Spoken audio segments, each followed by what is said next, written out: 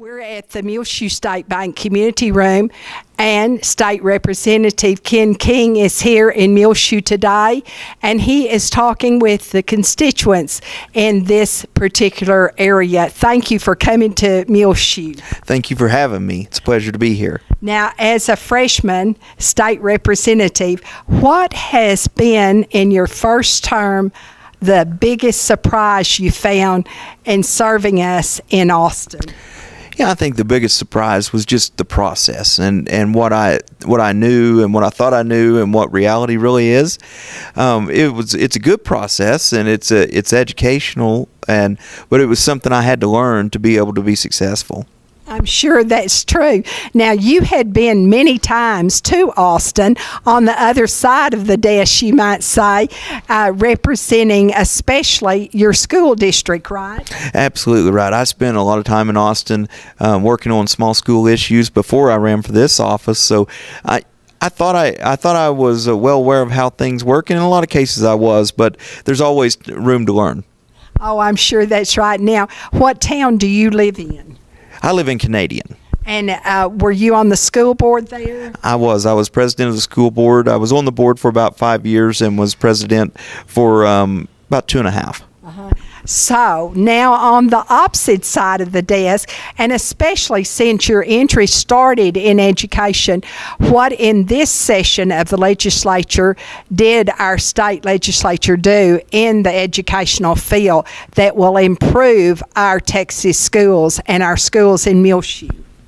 You know, probably the largest thing that happened was House Bill 5. House Bill 5 is going to do a number of things to change the curriculum of the state for our public school children. But the biggest thing it did is it cut end-of-course exams from 15 to 5 for high school students. The other thing it did, it's going to offer some more career and technical pathways to graduation, which is great. You know, I think the legislature heard loud and clear that not everybody is going to Texas Tech. Not everybody is going to be a doctor. You know, career and we don't want all doctors to. That's right. Career and technical is just as important. So we tried to provide that.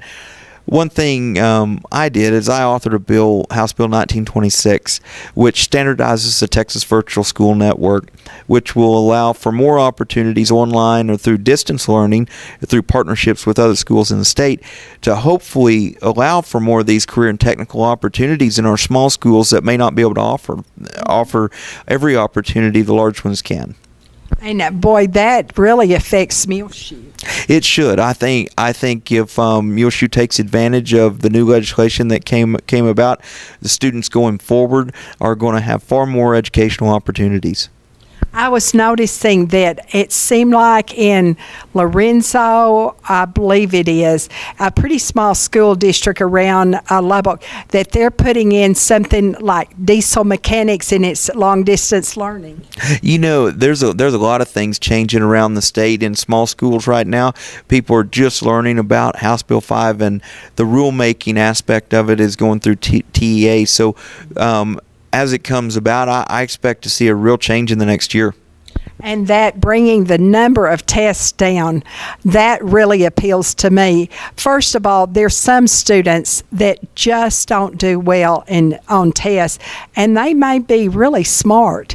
And also, some teachers have to teach to test. That's exactly right. You know, the testing had just got completely out of hand. There was I was a member of a freshman class of representatives that was the largest class since 1973. Oh, really? And 43 freshmen, and 10 of us were ex-school board presidents. And just in the house. Just in the house. So education was definitely a top priority last election cycle, and I believe the legislature heard that we were testing too much. We were given the largest number of tests in the United States. The next closest to us was Virginia, who administers 6. Oh. And we were given 15. We were given 15, absolutely. My goodness. Well, now, tell us what you think as you go around our district. And it's a large district, isn't it? Oh, it's large. It's 17 counties, from the very northeastern corner all the way down to Yoakum County. That is a huge. So that's Perryton to Plains about. Oh, exactly. You know, the Lipscomb County has Lipscomb, Booker, Derzett. Follett is probably the farthest northeastern community, and then Denver City would be the farthest southwestern.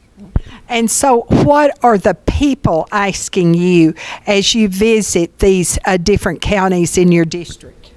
You know, typically the same thing I was asked when I was running for this office. We talk about education, water, and transportation. Those are the big things that the people of House District 88 want and want some movement on. And I believe the legislature addressed them in a meaningful way. And what about water? Well, and water is House Bill 4 passed, which is enacting legislation for SJR 1, which we'll all get a chance to vote on November 5th, because what it does is it will appropriate $2 billion out of the rainy day fund to create basically a bank where that municipalities can and counties and taxing authorities can submit an application to borrow from to take care of local water projects. The state estimates that the $2 billion will leverage $30 billion over 50 years. But the money's got to be appropriated first, and we will get a chance to vote on that on November 5th. And so that means we're going to have a constitutional election? We will have a constitutional amendment. There's several propositions that will be on that ballot. The water one is definitely a top priority for me. Is it going to be a very long ballot? You know, it shouldn't be because of not necessarily being an election year. So I believe there's 6 constitutional amendments on the ballot. And so we will be showing some identification when we go besides our registration, right? Yes, I believe we would. I show mine anyway. I hardly ever have my registration card, so I've always showed my driver's license, so I've never known what the big deal was. But I believe you will be showing some identification. Now, I know this isn't on the state level, but I just have to comment because it's just now happened up in Washington. Ted Cruz, our new state, Texas U.S. Senator, right, has been talking and talking and talking about 21 hours, you know. He did. And now he voted how we all sort of were surprised about. Explain what you're thinking about all that. You know, Senator Cruz, I haven't talked to him personally about it, so I really can't tell you what he was thinking. What you're feeling. You know, I was surprised that he staged a filibuster when the vote was going to happen anyway. Me personally, I'm not a big fan of Obamacare or the Affordable Care Act. I think it's going to be a horrendous burden on our businesses and our governments, state and federal as well. So I tend to agree with the senator that Obamacare doesn't need to be funded.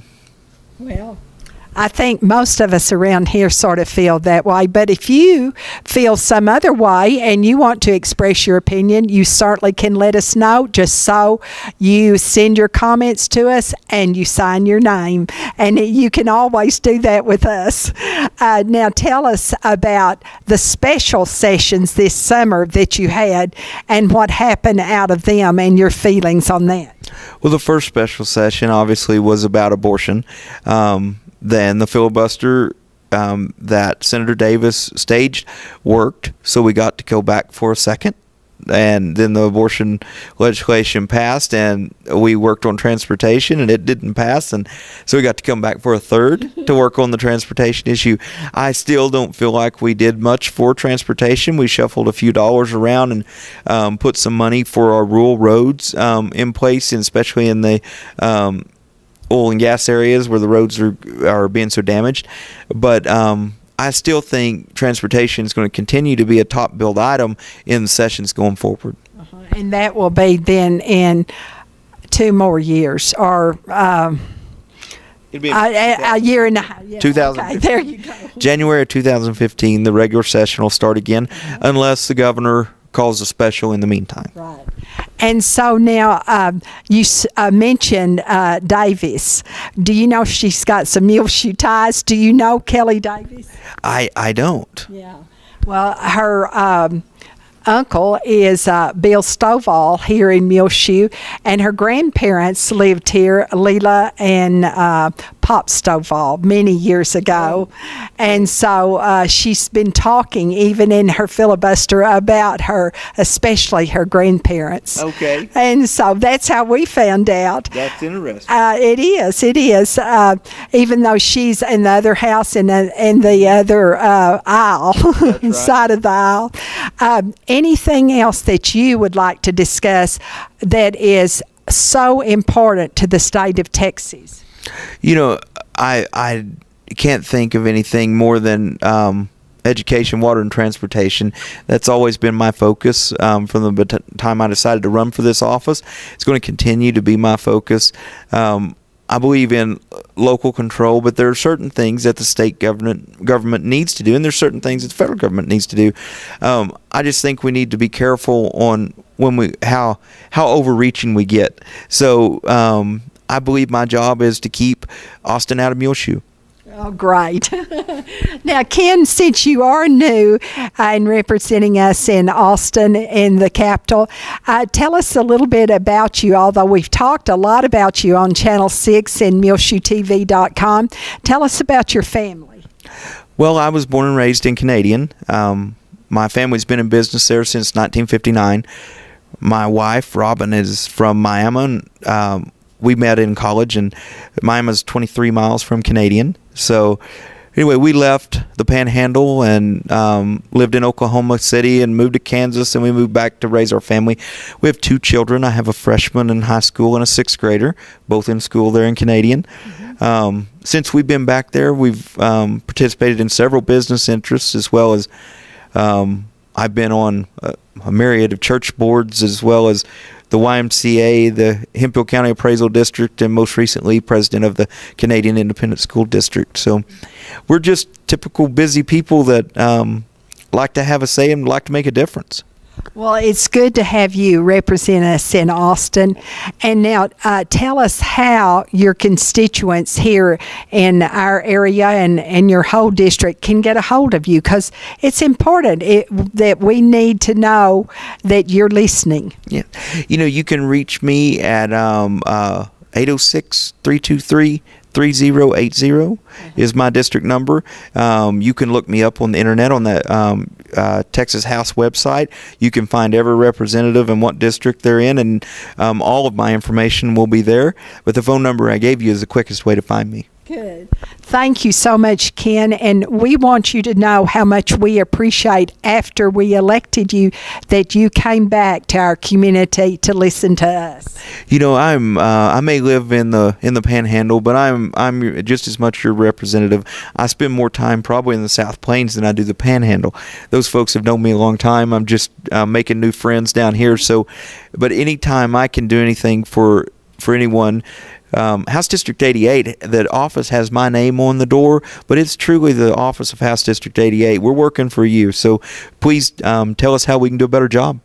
Thank you so very much. And we have been talking with your state representative in Austin, Ken King of Canadian, and we hope that you will let him know when you're in Austin, or that you will let him know when you are thinking about something that our state should do or should not do, either one. Thank you again, Ken King. Thank you.